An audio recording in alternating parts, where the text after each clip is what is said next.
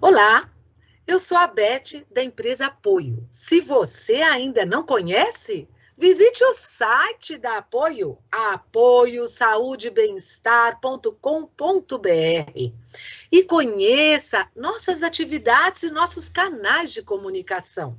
Dando continuidade aos nossos encontros virtuais dentro do programa Mais Saúde, vamos abordar o tema Cuidados com a pessoa com câncer. E para isso, convidamos o Dr. Ciro Itoshi Moiti. Ele é médico formado pelo Centro Universitário São Camilo, ele é especialista em radioterapia pelo Hospital Santa Marcelina, técnico partman na clínica de especialidades, médico do corpo clínico no Instituto Brasileiro do Controle do Câncer, o IBCC. Encaramos este encontro virtual como uma oportunidade de pensarmos sobre o assunto e até facilitar discussões entre familiares, profissionais e que cada um de nós possa se posicionar sobre o tema. Eu acho muito oportuno discutirmos sobre esse tema e aproveitar para lembrar que no dia 4 de fevereiro é o Dia Mundial de Combate ao Câncer. Prevenção é muito bom. O câncer é uma doença em que as células anormais se dividem incontrolavelmente e destroem o tecido do corpo. O envelhecimento natural do ser humano, ele traz mudanças nas células, que as tornam mais vulneráveis ao processo cancerígeno. Isso, somado ao fato das células das pessoas idosas terem sido expostas por mais tempo aos diferentes fatores de risco para o câncer, explica em parte o porquê de o câncer ser mais frequente nesta fase da vida, né? A prevalência de câncer na vida, na população idosa, foi de 5,6%, o que corresponde, em número absoluto, a aproximadamente 1.473.727 idosos, número enorme, né? Na população brasileira. No caso dos idosos, os tumores são majoritariamente originados por maus hábitos e estilos de vida inadequados ao longo dos anos. Segundo o Instituto do Câncer, o INCA, quem tem mais de 65 anos é 11 vezes mais propenso a desenvolver uma doença cancerígena do que pessoas com idade inferior. Bom, chega de conversa. Eu vou convidar o Dr. Ciro para me explicar por que algumas pessoas que apresentam maus hábitos, por exemplo, como o tabagismo, desenvolvem essa doença.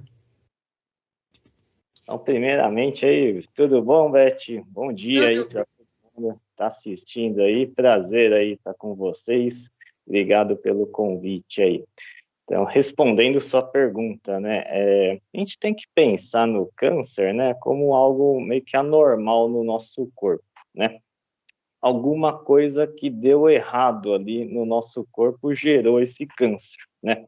A gente tem que saber que as células do nosso corpo, elas estão sempre num processo ali de renovação. Então, você vê que cai cabelo seu, mas cresce novo, as células da pele também, elas estão sempre sendo renovadas, né? Ou seja, nosso corpo está sempre num processo de renovação de células, ou seja, tem que estar produzindo células o tempo inteiro, né? Nosso corpo em si não é perfeito, né? Nem sempre esse processo vai dar certo, já que isso acontece zilhões e zilhões de vezes por instante, né? São infinitas células no nosso corpo. Mas aí que está o pensamento, né? Tem que pensar como se fosse uma fábrica, né? Está lá produzindo um carro. Uma peça que sai defeituosa, o seu supervisor vai lá, fala: ô meu amigo, essa peça aqui não deu certo, não ficou bom. Se eu puser lá no carro, o carro quebra, não sai nem da fábrica. E agora? Nosso corpo também é assim. A gente está lá produzindo células. Às vezes, sai errado alguma célula. Aí existe um supervisor que vai lá e tira aquela célula, né? Joga ela fora, basicamente, modo simples para falar. Só que aí, com os maus hábitos, né? A gente tem um meio ambiente para produção de células muito inóspito, né? Então, você que fuma, você tem todos os efeitos tóxicos, tanto das substâncias, né, do tabaco, né, como os produtos da queima do tabaco. Então, tudo isso afeta as células, fazendo elas perderem suas funções mais rápido, né? Tendo que ter a renovação muito mais rápido. Então, a aceleração do processo pode levar muitas vezes ao erro.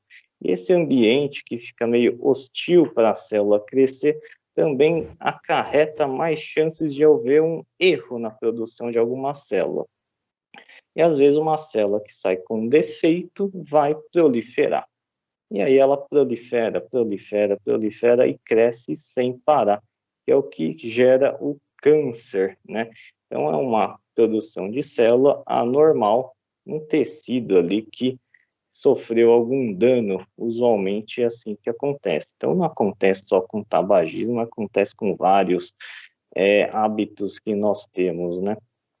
Então, esse câncer, o que causa o câncer nas pessoas, não é só o tabagismo e o mau hábito. Ela necessariamente, acho que talvez por um desequilíbrio emocional, alguma coisa assim, é que cria essa célula ruim, como o senhor falou, que faz crescer a célula do corpo que sofre um conjunto de mutações que fazem proliferar as outras. É isso que eu entendi ou não? Mais ou menos, né? As células se renovam o tempo inteiro Tá, normalmente, tá. mas digamos que sempre tem um errinho e esse erro, mas é sempre visto e tirado dessa célula defeituosa. Só que como você coloca os maus hábitos juntos, né? Você aumenta Ajudam, né? a probabilidade de ter algum erro e esse erro não ser visto pelos supervisores ali e deixar esse erro perpetuar, entendeu? Então, são esses maus hábitos. Fatores emocionais, tudo mais, muitas vezes influenciam de forma indireta, digamos Tá assim, né? certo. E por que que a idade é um fator de risco para o câncer? Essa é uma boa pergunta. Ainda mais que o nosso público, a maioria é de idade, então eles devem estar perguntando, meu Deus, por que que a idade é um fator de risco para essa doença? Então, exatamente, não tem uma resposta boa que vai agradar vocês, né? Mas vamos dizer o seguinte: quem vive mais passou por muito mais coisas, não é? Principalmente Certo? quem né, da época de antigamente, a gente não tinha tanta preocupação com substâncias químicas, né, poluição, essas coisas todas, né? Os hábitos eram todos diferentes, coisas que eram legais antigamente, hoje já são vistos de outra forma, né? Então, são muitos dos hábitos. Então, vários fatores vão influenciar. Então, poluição, tudo mais, hábitos alimentares, tudo mais, e você, consequentemente, está vivendo por mais tempo, você tem muito mais exposição a esses fatores. Então, consequentemente, você tem um risco maior se for idoso, né? Mas nem sempre, né? Você vê Rainha Elizabeth. Essa é uma exceção, ela é cuidada a poder não come isso, faz um pouquinho de exercício, tudo que tem que fazer para a pessoa continuar ilesa, ela tem esse privilégio. Nem um encravado ela deve ter, né? Não, deve ter. Alguém resolve isso. Com Porque certeza. a gente sabe que com o envelhecimento, as nossas reservas fisiológicas elas vão diminuindo, né? E aí, progressivamente, a capacidade de restaurar esse equilíbrio diminui, né? Exato, também é um fator, né? A gente sabe que o crescimento de células numa criança é explosivo, é muito alto, né? No idoso já dá aquela caída, né? Boa, né? Então a gente não consegue ter mais a mesma reserva funcional. realmente para reparar danos, né, digamos assim. É um processo natural, né, doutor Ciro? Faz parte do nosso envelhecimento, as nossas células vão diminuindo as forças, como é que eu vou dizer?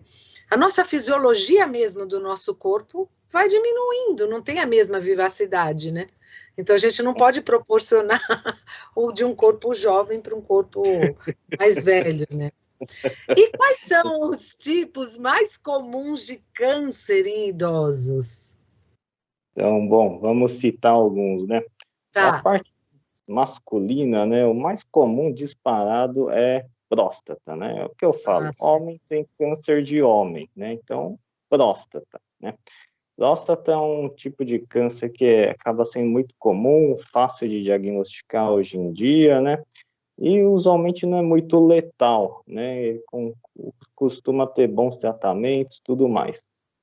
Mulher, costumeiramente tem muito câncer de mama na fase de idoso. Eu vejo muito lá tratando com a gente no Santa Marcelina, no IBCC, muito câncer de mama na parte da mulher. E é a mesma coisa, mulher tem câncer de mulher. Então, mama, endométrio, colo de útero, esses são os mais comuns, né? Fátima Bernardes está com câncer de endométrio, né? é lá no Se eu não me útero, é engano. isso? Acho que foi, viu? Mas deu tudo certo, graças a Deus, o tratamento dela, né? E não tem jeito, o outro tipo, tem um outro tipo de câncer que é muito comum, que é câncer de pele. Acho que no mundo inteiro é muito comum, mas também não tem jeito, exposição ao sol, quem não toma sol, né? Não sai na rua. Hoje em dia não está saindo muito mais na rua, não, né? É verdade, por causa da pandemia.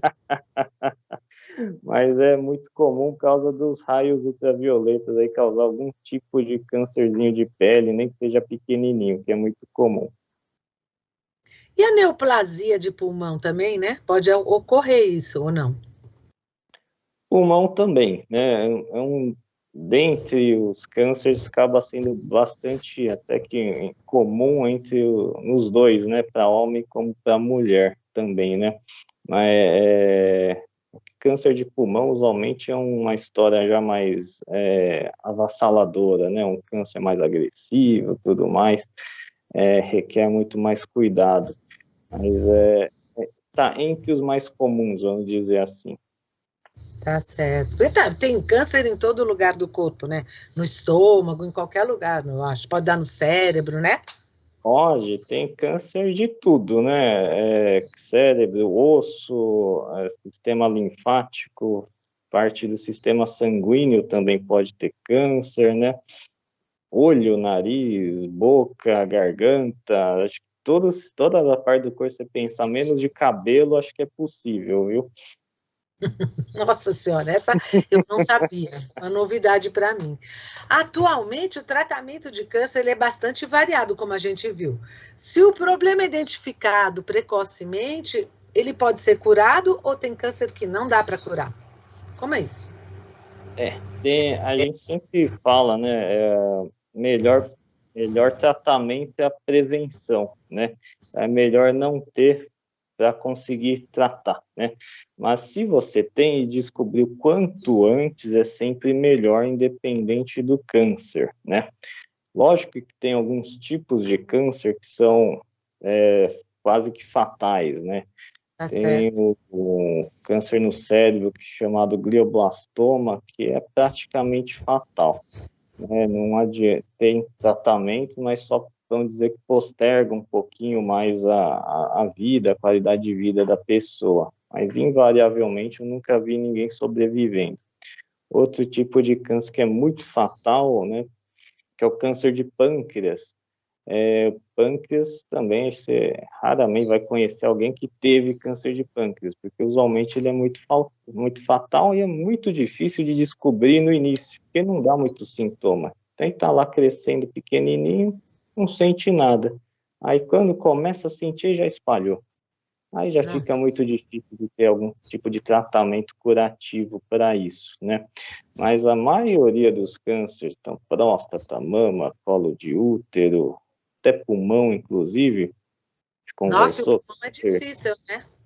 Pois é, descobriu no início, dá para ter uma cura muito boa e resolver o problema. Então, é sempre bom ter a prevenção, fazer check-ups pelo menos, né? Um examezinho ali, sentiu alguma coisa, faz algum exame para ver o que é. Ainda mais para quem, né, tem fatores de risco. Então, quem fumava, né, essas coisas todas, é melhor sempre estar prevenindo, sempre estar de olho aí no que pode estar sentindo. A gente está falando, já que o senhor tocou no assunto de prevenção, eu vou me atrever a perguntar que tipos de exames. É tudo radiografia que a gente faz? Por exemplo, eu sei que na mama, mamografia. No cólon é o que? Uma radiografia também? No pulmão? Como é que a gente descobre? Quais são os exames, né, de prevenção que a gente deveria fazer para verificar se tem câncer ou não? Exato.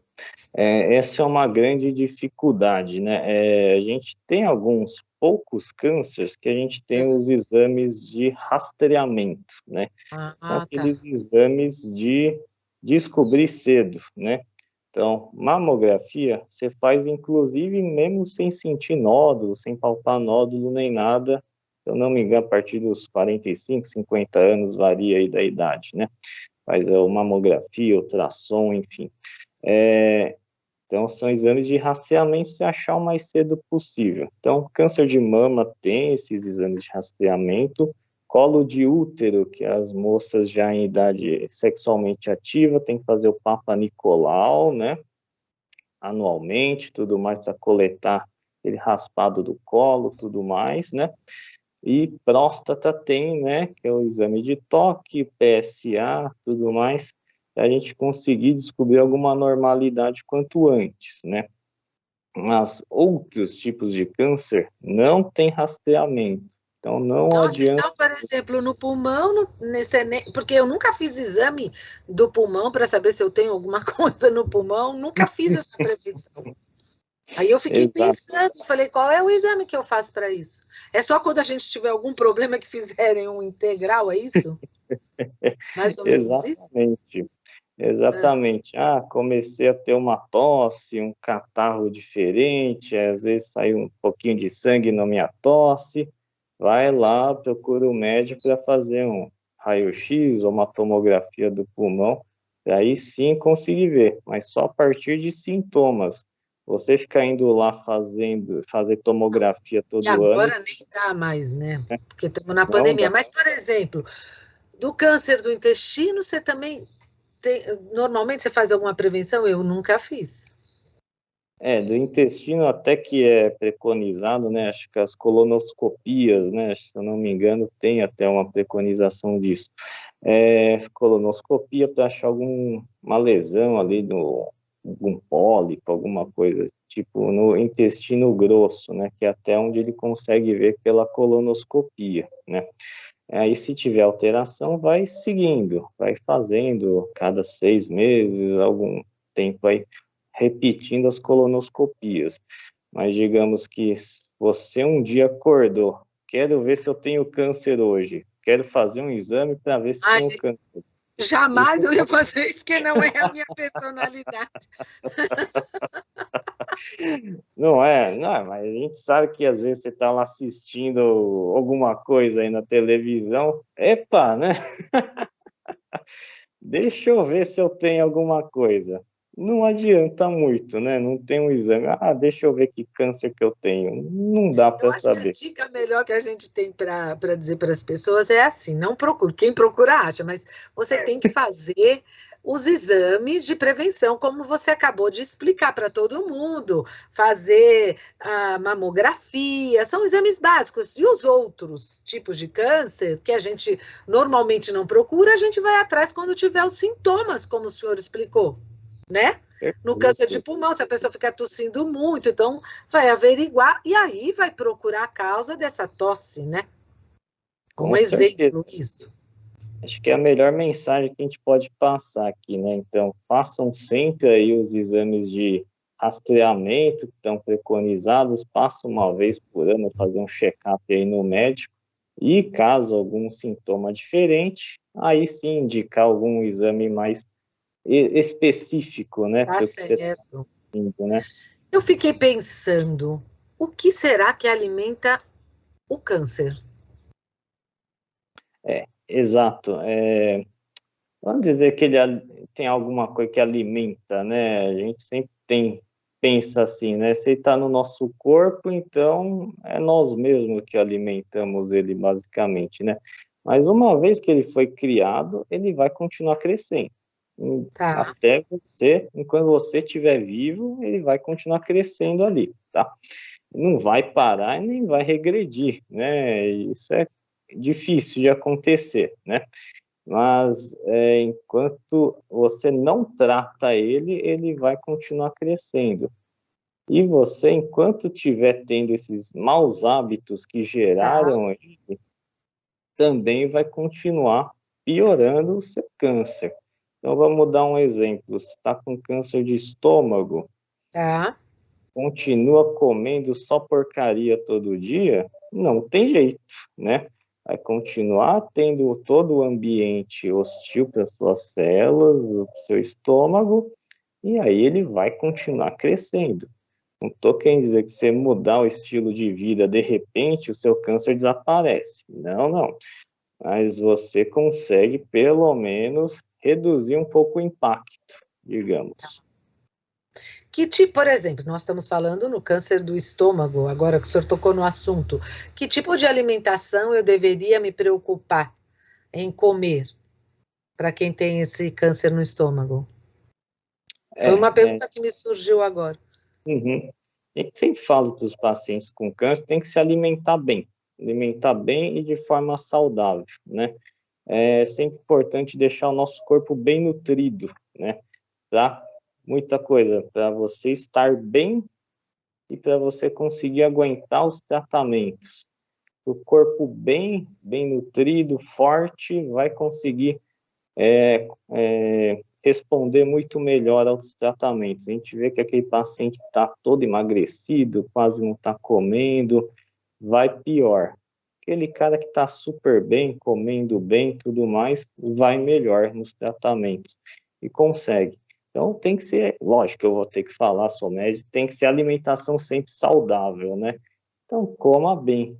Às vezes não estou conseguindo comer muito bem, como uma outra coisa ou outra. Come essa uma coisa ou outra que está conseguindo, não tem jeito, é melhor do que não comer nada, né? Mas tem que comer bem, comer de tudo, sim. Que o câncer, né? Ele acaba se alimentando do sangue, né? Com Ou eu certeza. estou vendo errado isso? Com certeza. A- o que circula para você circula para o câncer, digamos É. assim, né? Eu Então, pensei que se você... existisse, assim, sabe, uma espécie de alimentação mais direcionada. Por exemplo, quem tem câncer de estômago, procure comer mais vitaminas A, vitamina B, sei lá, D, alguma coisa assim. Não, né? Só as básicas mesmos, né? Às vezes a nutricionista dá uma alimentação, às vezes mais específica para cada um, visando algumas deficiências que esse câncer pode produzir, né? Então, e suprindo outras deficiências, né? Então, acaba sendo, às vezes, muito específico para cada um, né? Mas, no geral, tem que comer bem, se alimentar Ah, bem. eu fico pensando, por exemplo, tenho uma amiga com câncer. O que dizer para essa pessoa com câncer? Essa é uma questão Pergunta meio sempre capciosa, complicada. mas eu tinha que perguntar, né? A gente sempre fica com o pé atrás, né? Hoje É. em dia, câncer não tem tanta gente às vezes com câncer hoje em dia que a gente fica tem com o pé atrás ainda, não sabe muito bem como conversar com a pessoa, né? Sempre fica com aquela meia, ai, coitadinha dela, tudo mais, né? Mas eu acho que a gente tem que sempre encarar de frente isso, né? Sempre dar força, dar energia positiva para a pessoa, né? Quanto mais positiva a pessoa fica, mais esperança ela cria, eu acho que é melhor, né? A gente tem que levantar a pessoa. Conversa de coisas boas, né? Lógico, você sempre vai encontrar com ela, lembrar do câncer da mulher, né? Aí Claro. conversa de outras coisas também, pergunta como é que tá os tratamentos, e sempre dá aquela força. Ah, vai dar tudo certo, né? Você tá indo bem, olha como você tá, ó, o cabelinho já voltou a crescer, tudo mais. Tem que dar aquela levantada. A gente sempre fica muito feliz com os nossos pacientes. Tem paciente que sempre vai bem cabisbaixo, tudo mais, fazer os tratamentos. Mas tem aquele sempre paciente que está lá com o astral lá no alto, que a gente fica até feliz de ver eles. Então, a gente sempre tem que estar junto com a pessoa, né? Isso que é o mais importante. Se Conversa. a gente conhecer qual é a visão que a pessoa tem sobre a doença, você consegue até entrar um pouco mais no mundo dela, né, doutor Cirão? Com certeza, né? Cada um vê de uma forma. Alguns veem como um castigo, né? Ah, né? Mas outros veem. É mais uma batalha que eu vou ganhar, por exemplo. É, A pessoa isso é fica super verdade bem, mesmo, não é? verdade. Então, para finalizar, eu gostaria, eu estou adorando o papo aqui, não sei as pessoas, Opa, mas para mim está sendo muito produtivo.